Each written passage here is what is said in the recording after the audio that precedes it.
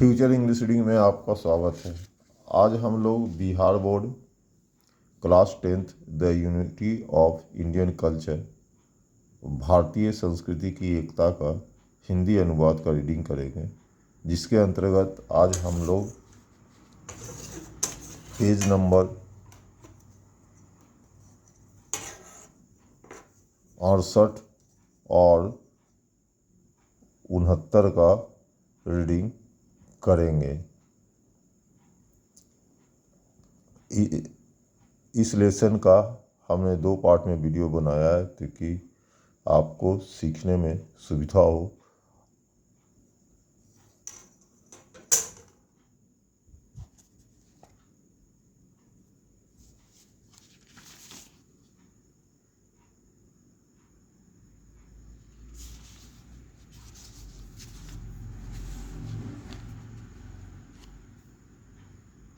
Page number 68। Humayun Kabir एक प्रसिद्ध कवि, उपन्यासकार, निबंधकार और एक प्रसिद्ध राजनीतिक विचारक थे। नेहरू के प्रधानमंत्रित्व काल में वे वैज्ञानिक अनुसंधान और सांस्कृतिक मामलों के कैबिनेट मंत्री थे। ऑक्सफोर्ड से निकले हुमायूं कबीर के व्याख्यान का रूपांतरित संस्करण है। यह व्याख्यान भारत की संस्कृति के गौरवशाली अतीत और इसकी समृद्ध विरासत पर केंद्रित है। यह कबीर के अपनी मातृभूमि की महानता के प्रति प्रेम और आस्था को सटीक रूप से दर्शाता है।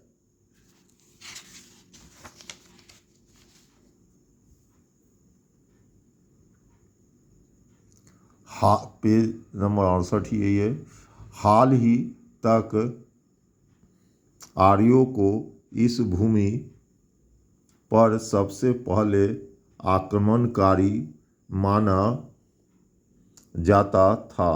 ऐसा माना जाता था कि वे एक ऐसे देश में आए थे जो असभ्य था।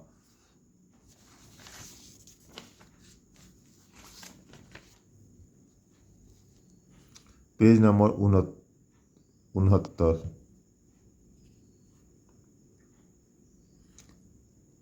और बर्बर, लेकिन आधुनिक सोच ने साबित कर दिया है कि आर्यों के इस देश में आने के पहले भी आक्रमणकारी थे। उन्होंने आर्यों की भीड़ से कहीं बेहतर सभ्यता विकसित की थी, जो उनके बाद आई थी। इन प्री आर्यों ने और भी पहले के लोगों को विस्थापित कर दिया था और नई सभ्यता का निर्माण किया था, जिसने आधुनिक विद्वानों को इसकी सीमा और गहराई से चकित कर दिया है। आर्यों के आक्रमण ने इस प्रक्रिया को दोहराया और पुराने के साथ नए सिरे से नए मिश्रण को जन्म दिया। यह उन लड़ाकू जातियों के क्रमिक आक्रमणों के साथ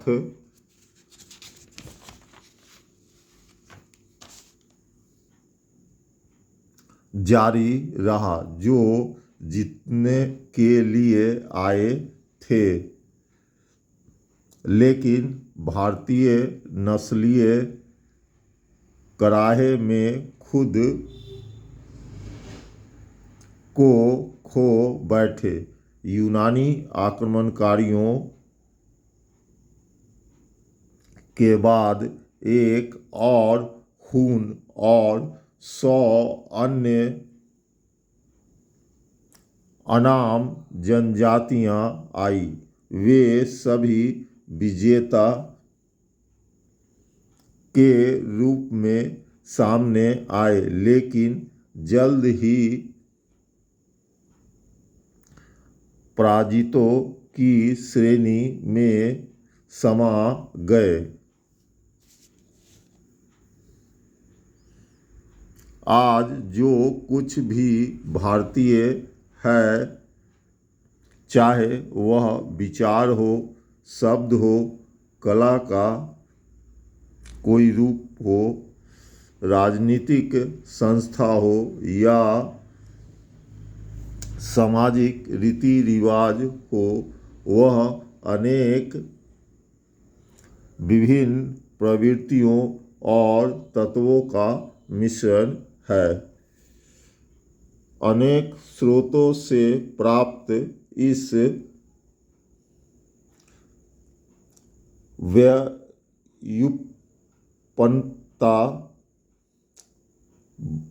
व्युत्पन्नता तथा इसके परिणाम रूपों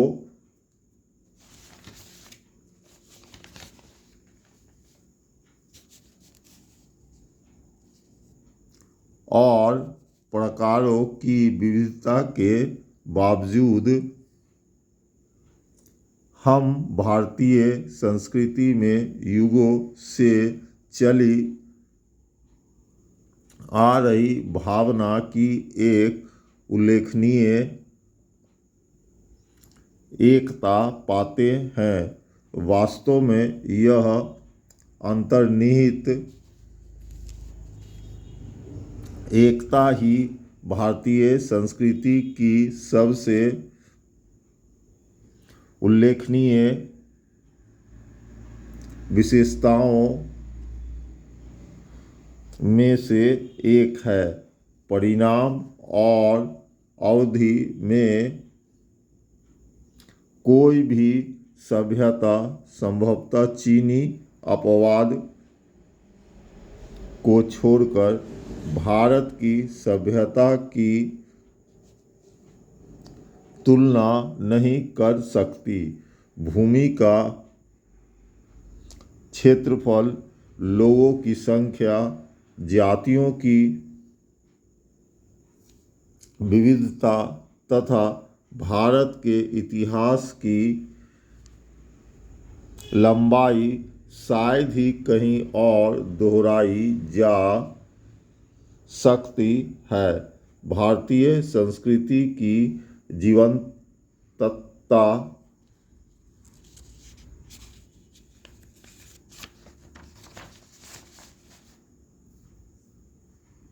भी उतनी ही आश्चर्यजनक है। हजारों उतार चढ़ावों के बावजूद यह आधुनिक समय तक जीवित रही है। यह केवल भारतीयता के भावना के कारण ही संभव हो पाया है, जिसने सभी विविधताओं पर एकता स्थापित की तथा विभिन्न बनावट, रंग और गुणवत्ता के अनेक धागों को राष्ट्रीय जीवन के एक ताने बाने में पिरोया। प्राचीन विश्व ने अनेक देशों में सभ्यता के सुंदर पुष्प उगाए। भारत और चीन को छोड़कर वे सभी मर चुके हैं और समाप्त हो चुके हैं। इसी के साथ पेज नंबर 69 का हिंदी अनुवाद का रीडिंग समाप्त हुआ। डियर स्टूडेंट्स, हमने 2 पार्ट में कुछ वीडियो को बनाया है। इस लेसन का भी 2 पार्ट में वीडियो है। आपको लाइन बाई लाइन का हिंदी अनुवाद मिल जाएगा अगर आप अंग्रेजी के वाक्यों से मिलाकर पढ़ने का प्रयास करेंगे तो। अंग्रेजी स्टोरी सीखने का सबसे आसान तरीका है, आप पहले 1-2 बार वीडियो को देखें, उसके बाद आप मिलाएं। 1-2 बार आप वीडियो जब सुनेंगे तो आप आसानी से सीख सकते हैं कहानी को। कहानी सीखने के बाद आप ऑब्जेक्टिव और सब्जेक्टिव दोनों क्वेश्चन का आंसर खुद लिखने का प्रयास करें। वीडियो अगर अच्छा लगा तो लाइक और सब्सक्राइब करें। दूसरे अन्य विद्यार्थी को भी इस चैनल के बारे में बताएं। बहुत बहुत धन्यवाद।